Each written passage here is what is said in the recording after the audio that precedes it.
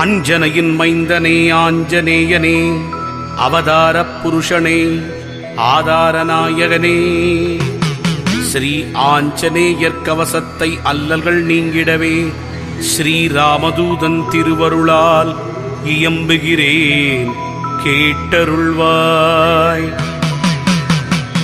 செல்வமாருதியே, சீர் சிறப்பு அருளிடுவாய், சிரம் தாழ்த்தி துதித்தேன், சிரஞ்சீவியே அருள்வாய்.